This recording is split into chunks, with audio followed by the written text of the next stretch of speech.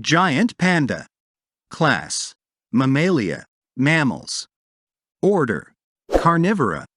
Family: Ursidae. Genus: Ailuropoda. Species: Melanoleuca.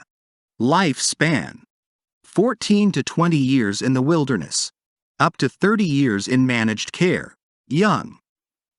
True gestation of the fetus only lasts around 50 days, whereas the average pregnancy lasts about 135 days on average and ranges from 100 to 180 days in zoo pandas.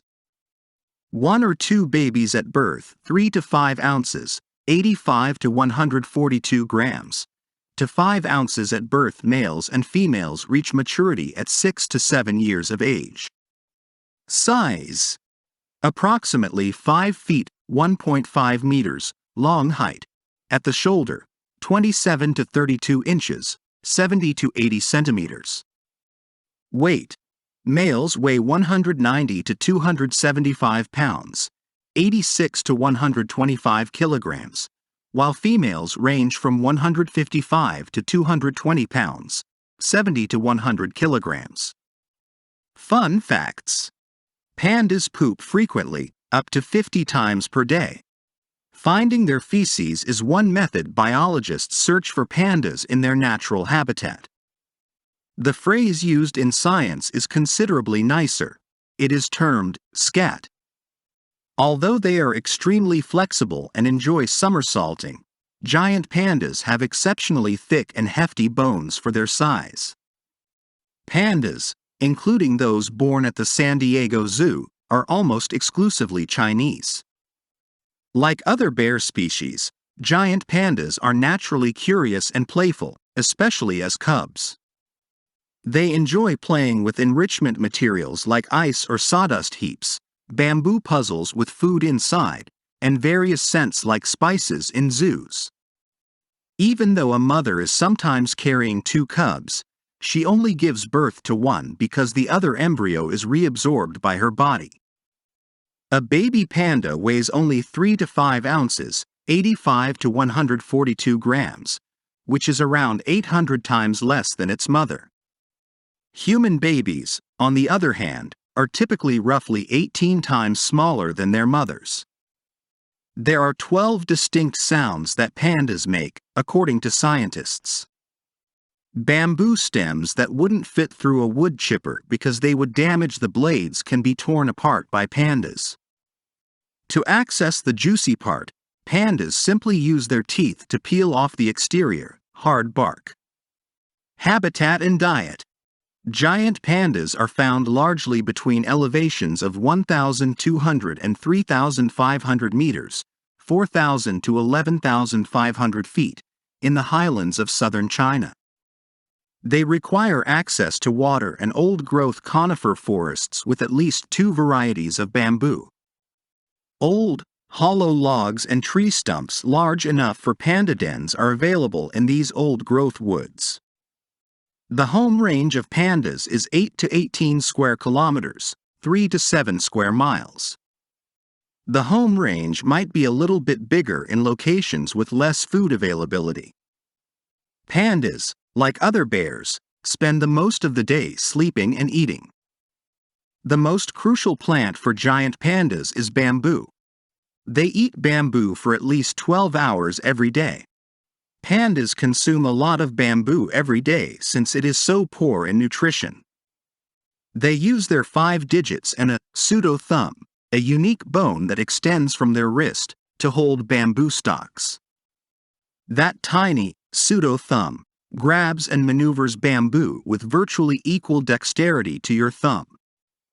Pandas use their teeth to gnaw through the fibrous outer layers of the stem to uncover the delicate inner tissue. Pandas can chew and crush the thick stalks with their flattened back teeth thanks to their strong jawbones and cheek muscles. Pandas eat bamboo leaves as well. They take them off the stalks, wad them up, and devour them. Additionally, giant pandas have been observed to consume grasses, bulbs, fruits, various insects, rodents, and carrion, basically anything they can find. Pandas eat a variety of foods in the zoo, including bamboo, carrots, yams, apples, and leaf feeder biscuits, which are grain-based and packed with all the nutrients pandas require. Although bamboo is frequently linked with pandas, they require other materials to build a habitat. According to San Diego Zoo conservationists, old-growth conifer forests with at least 2 varieties of bamboo and access to water are necessary for a suitable panda habitat. Why is panda habitat vital in old-growth forests? Old, hollow logs and tree stumps big enough for panda dens are available there, along with shelter and food for the bamboo that grows there. The typical panda's home territory is estimated to be 1.9 square miles, 5 square kilometers, with male territories being larger than female ones. The home range may be greater in regions where bamboo is scarce. Family life. By any extension of the imagination, pandas are not wild party animals. They spend the most of the day sleeping and eating, just like other bears. Pandas are by nature solitary creatures who value their personal space highly. It certainly makes sense that 2 people would be a crowd in the bamboo forest given how much bamboo a panda needs to survive on a daily basis. When 2 pandas come into contact with one another, they may growl, swat, lunge, and possibly even bite one another. The very brief mating season and moms carrying cubs are the 2 exceptions to this less than welcoming attitude. Even though adult pandas are often alone, they are exposed to the scents of nearby pandas that have passed by days or weeks earlier. It makes obvious that a female would need to alert any nearby males to her status if she is about to begin her estrus. A male who encounters her fragrance a few days later will be able to tell the difference in her status based on the scent marks she has left behind. Our conservation efforts in Wolong have demonstrated that males are more drawn to a female's scent if she was known to be in estrus when she left it. A male stays near a female after noticing this shift in her status, checking on her more regularly and keeping a closer eye on her so he may be there when she is ready for mating. This is crucial since the female is only receptive to breeding for 2 to 3 days. The man moves on to another willing female when she is no longer amenable. No born cubs are raised with his assistance. Pandas reproduce slowly. Mature females often only have babies once every 2 to 3 years.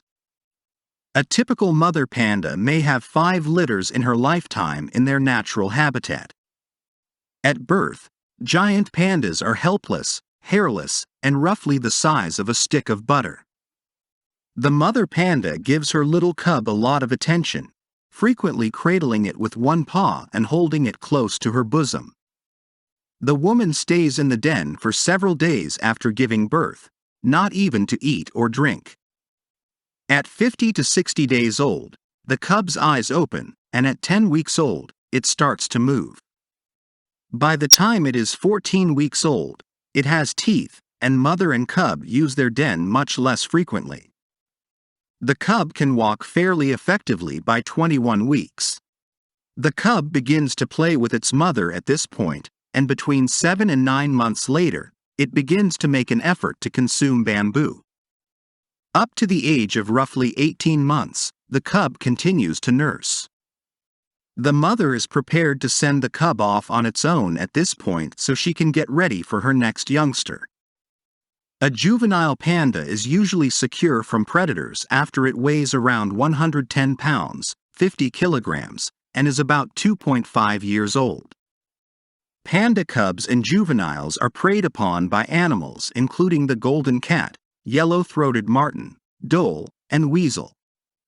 Panda pups were once easy prey for tigers and leopards due to their comparatively slow walk on the ground. Solitary cubs climb trees high in order to stay safe and remain there until their mother returns, sleeping for hours on end in those trees. They can be challenging to see when they are silently resting on the branches. They aren't as many predators for pandas today as they formerly were. In the region that is still home to pandas, tigers are typically absent, and leopard populations are declining. But even pandas cared for in zoos and breeding facilities exhibit the same desire to stay safe. At the zoo, ever since two of the black and white bears visited the San Diego Zoo for 100 days in 1987, the zoo has had a romantic relationship with gigantic pandas. The zoo in China finally reached an agreement on a 12-year study loan of two giant pandas, Bai Yun and Shi Shi, who arrived to the zoo in 1996 after years of bureaucracy and mountains of application paperwork. For our visiting pandas, a brand new habitat named the Giant Panda Research Station was constructed. It was eventually enlarged upon and rebuilt. Our panda loan was renewed in 2013 after being extended in 2008 for a further 5 years. Giant pandas Bai Yun and Xiao Liwu were returned to their homeland after the panda loan agreement came to an end in 2019. In accordance with the provisions of our agreement, to China in the spring of 2019. The 6 pandas who were born at our zoo have all left for their native China, where they continue to inspire us. Conservation. Giant pandas confront significant issues. Only a little more than 1,800 gigantic pandas remain alive today. They were listed as endangered on the Red List of threatened species maintained by the International Union for Conservation of Nature until 2016. Due to several conservation initiatives that have helped to increase their number, they are currently classified as vulnerable. However, they continue to face a number of grave threats. Destruction of habitat. China's forests, sadly, have undergone changes. More than 1 billion people live there. Similar to the US, as the population has increased, so have the number of cities, farms, and roadways. They employ various natural resources as well as mining and tree harvesting. As trees were cut down for logging purposes and space was cleared for farming, the giant panda's habitat shrank. In reality, between 1974 and 1985, the amount of habitat appropriate for pandas fell by half. Due to farming, panda populations have shrunk and grown isolated. Some panda habitat is practically surrounded by farms, villages, and commercial establishments, forming islands between which pandas are unable to migrate without encountering populated areas or traversing perilous highways. There are surprisingly few pandas in some regions. They are secluded from other bamboo supplies as well as other pandas. In other places, clear cutting of the forest has entirely eliminated all huge trees, as well as all suitable locations for tree and rock dens. Panda cubs without a safe den are more vulnerable to the elements, illnesses, and predators. Low reproductive rate. Pandas prefer to spend the majority of the year alone, and the time when a male searches for a female to mate with is quite brief. 1 or 2 cubs are born to each female, and for the first few years after birth, the cubs are completely dependent on their mother. Only one of the cubs is cared for by the mother panda. Wildlife care specialists assist with the hand-rearing of any twin cubs in panda facilities in China. 1 infant is left with the mother, and the twins are switched every few days so that each one receives care and milk directly from the mother. Bamboo shortages. Before a mature bamboo plant dies, its flowers and seeds are already produced. The seeds slowly develop into plants that pandas can consume. Although giant pandas may consume 25 different varieties of bamboo, they typically only consume the 4 or 5 varieties that are native to their home range. Bamboo is uncommon in that all plants of one type that are present in a region bloom and pass away at the same time. Pandas need to relocate when the plants die. This is why a good panda habitat should contain a variety of bamboo species. Hunting. When traps are set by hunters for other animals, including musk deer, the traps may end up killing pandas. Panda protection initiatives were started in China in 1957, and a management plan for the giant panda and its habitat was created in 1989 by the Chinese Ministry of Forestry and the World Wildlife Fund. In addition to expanding the system of panda reserves, it called for decreasing human activity in panda habitat, regulating bamboo habitat, and keeping populations of pandas under human supervision.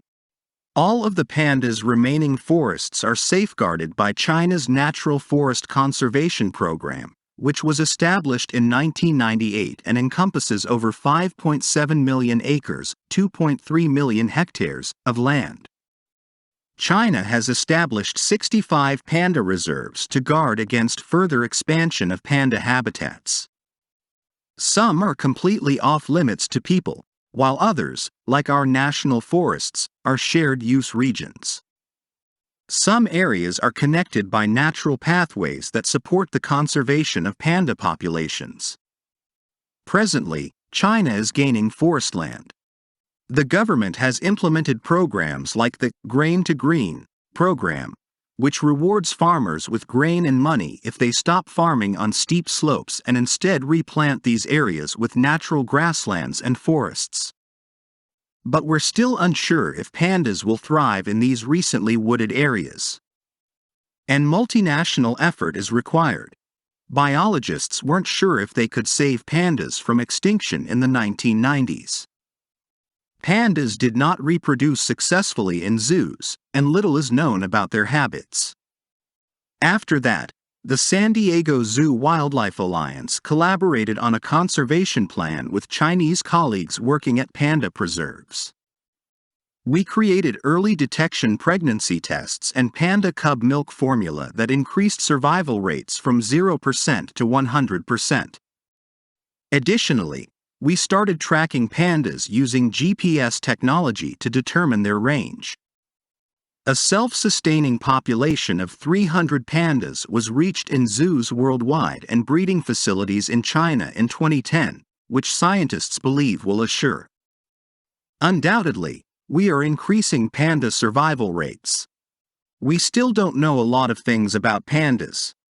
Basic panda care practices, veterinary care, nutrition, panda reproduction, the value of habitat enrichment, and the significance of chemical communication, or how pandas react to the scents of other pandas, have all been extensively studied by our conservation specialists.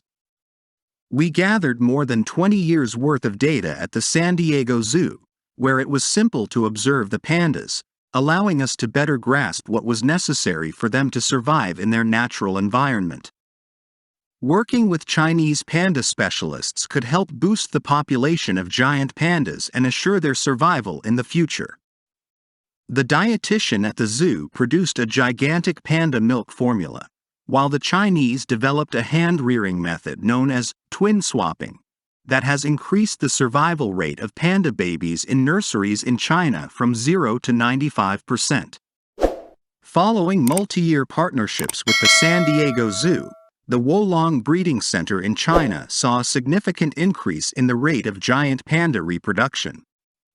Our experts' research has improved pregnancy detection, and the number of pandas being raised in captivity has surpassed 300 bears, the bare minimum needed to maintain genetic variety for the next 100 years. Along with the Smithsonian National Zoological Park, Memphis Zoo, and Zoo Atlanta, we were thrilled to receive the Association of Zoos and Aquariums International Conservation Award in 2012 for our scientific approaches to conservation of giant pandas and their habitat. What you can do to conserve pandas. Every day, people ask us how they can protect pandas. Simple lifestyle adjustments like knowing where the products you buy come from, making choices based on that knowledge, and purchasing fewer items or ones with little packaging can have a significant influence. By selecting wood products with the Forest Stewardship Council (FSC) certification, a private, non-profit organization that supports the ethical management of the world's forests, you can make a difference. Forest products with the FSC certification come from confirmed, ethically sourced sources. On bamboo products, look for the FSC certification as well. You help us save and protect animals all across the world by supporting San Diego Zoo Animals Alliance. About: black and white giant pandas are adored worldwide. Chinese legislation protects the giant panda in its bamboo forest habitat because it is a national asset. This special bear has a long history of veneration and can be seen in ancient Chinese artwork. The popular pandas are known as big bear cats in China. Outside of China, people have also been attracted by giant pandas, which were first scientifically described in 1869 by French missionary Per Armand David. More than a century later, global conservation efforts have merged with the world's adoration for pandas. The origin of the panda's colors. Not quite, that is. According to one explanation, pandas acquired their distinctive black and white coloring over time in order to stand out in the wild and be able to locate one another for mating. Another hypothesis is that the panda might blend in with the bamboo or treetops thanks to the large blocks of contrasting color. Anyone who has tried to see one of our panda cubs asleep up in a tree can attest to how challenging it may be. What the panda's coloring is really for is still unknown to science. Each panda has distinctive marks that set them apart from one another.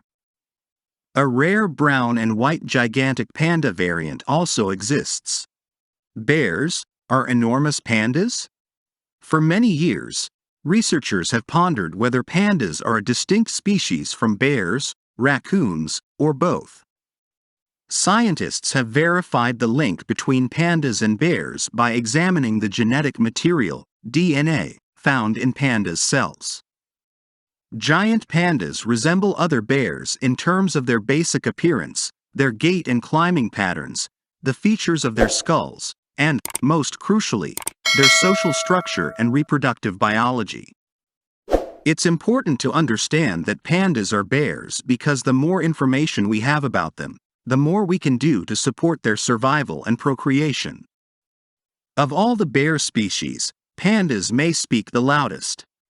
The bleat is one of the panda vocalizations that stands out the most. This is a nice sound, a greeting, and it resembles the sound a lamb or a goat baby might make. The way you imagine a brown bear roaring is not how pandas roar. In addition to these, certain animals also honk, huff, bark, and growl. Young cubs have been heard to shriek and croak. There are other ways pandas communicate, too. Both male and female pandas have a scent gland underneath their short tail that secretes a waxy substance used to leave scent marks. Pandas scent mark trees, rocks, bamboo, and bushes. The scent is pretty strong. Human noses can smell the stinky, waxy scent mark from about a foot away. But pandas are more sensitive to smell, so to them it's even stronger. We've discovered that a scent-marked tree or rock can serve as a community bulletin board, notifying pandas in the area what other pandas have been there and how long ago they left their scent mark.